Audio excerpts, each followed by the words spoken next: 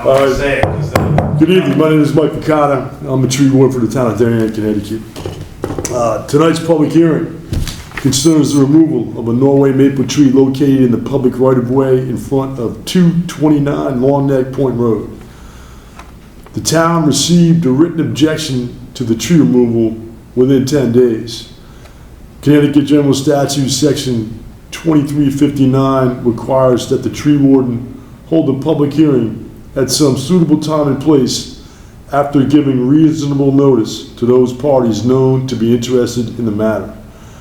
Notification of this public hearing has been sent to those known interested parties and to those in the immediate vicinity of the subject tree.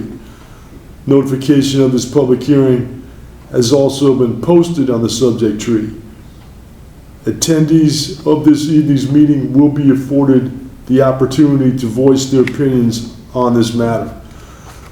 The tree warden will render a decision within 3 days of the public hearing. No decision will be made at this public hearing. Any party aggrieved by the tree warden's decision will have 10 days to appeal to the Superior Court. Each attendee can make one statement tonight. Before making a statement, please identify yourself by name and address for the record. And I guess we're going to have Brian Ramsey, right? think, Do you want to read the objection, just so I have a sense for what the... You want to read the letter?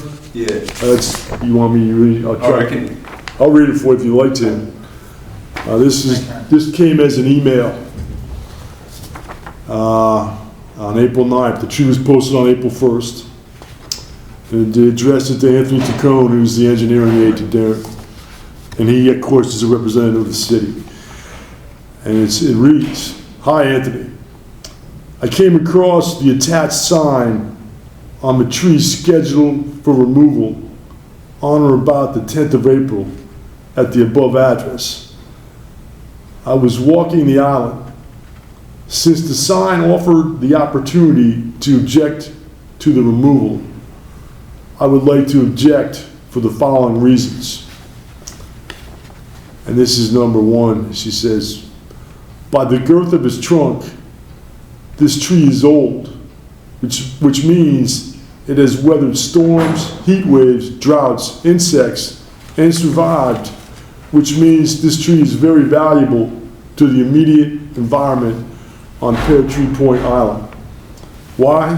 Because this tree has stored memories of how to survive these types of aggressive attacks and bug invasions in its root system that it can pass down to its seedlings, so they will have the advantage of resilience in their lifetime on the island. This tree, along with other trees it is linked to below ground, grows stronger of future trees. It is not dead. It is still growing leaves at its crown, which means it can photosynthesize sugar. The ivy that grows on its trunk is competing for resources and can obscure potential tree damage or disease.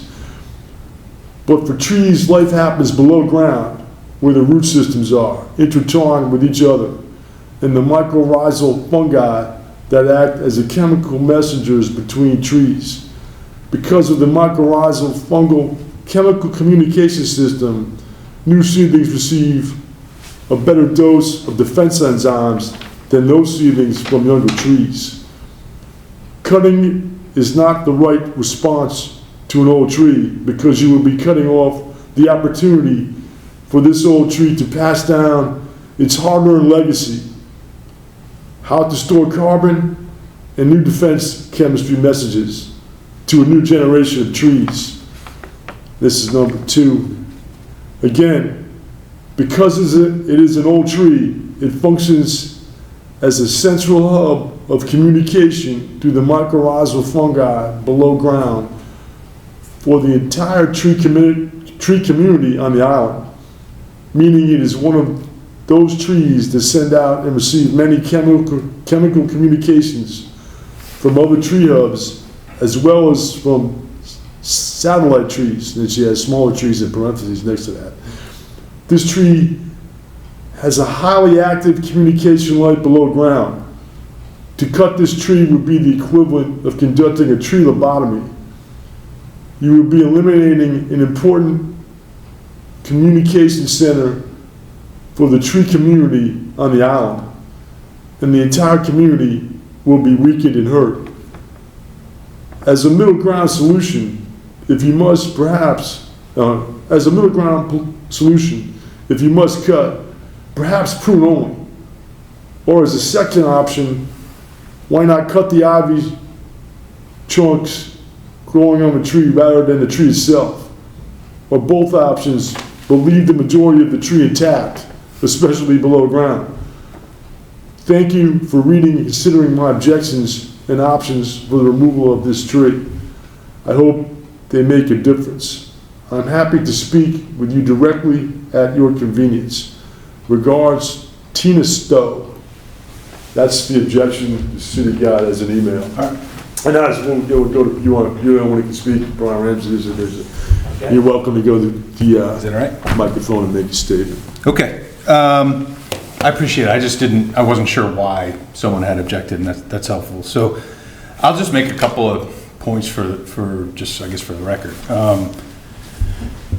You know, we're on the side of the trees. We have, when we moved into town, when we first moved along that point, the town and Eversource posted notice on 4 different trees along the road saying they were going to take a couple trees, they were going to prune the rest of them aggressively, Eversource was going to prune them, and so we objected. And so we said, hey, listen, we'll get the trees professionally pruned, we'll take care of them, because we know Eversource can go in and just, you know, sometimes rip these trees apart. So since then, it's been more than 10 years, we've been fertilizing these trees on the town property. We've been bringing in our own arborist to prune dead wood out. At one point, for this tree in particular, we cabled it. We were pruning the ivy off the tree regularly. You know, and so we've been spending thousands of dollars trying to keep these trees alive.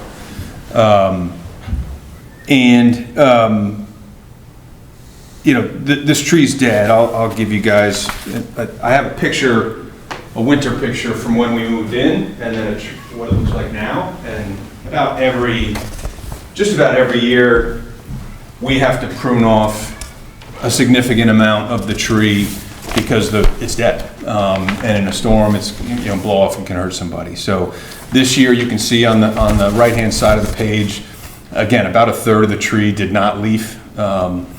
And so it's just dying bit by bit. And so we've, you know, last year we decided, like, we're not going to prune back the ivy. We're not going to fertilize this tree. It's dead. And we started thinking about what to do with it.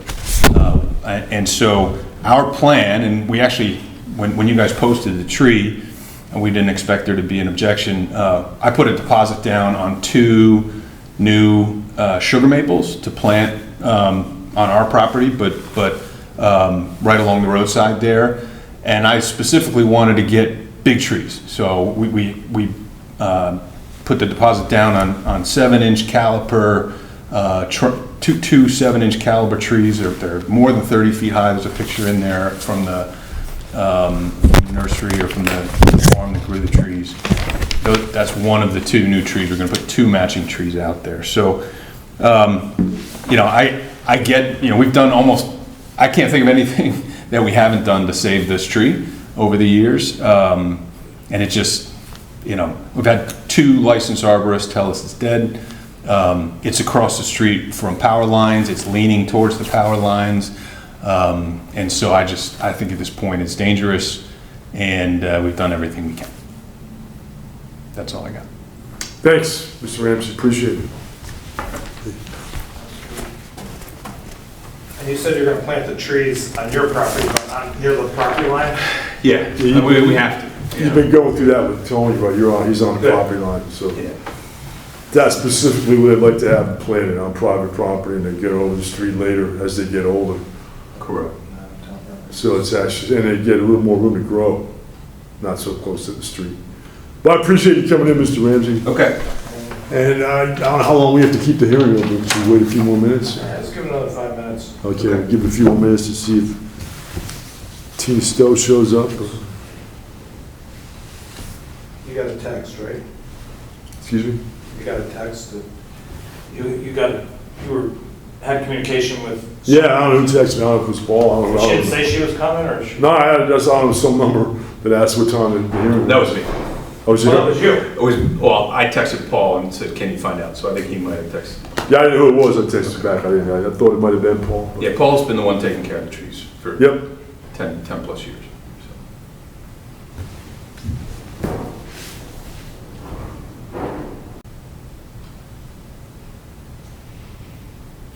Well, make it enjoyment to close the big public hearing. Thanks, guys. Thanks, Brian. Nice meeting you. Nice to meet you. Take care. Appreciate what you guys do. Thanks.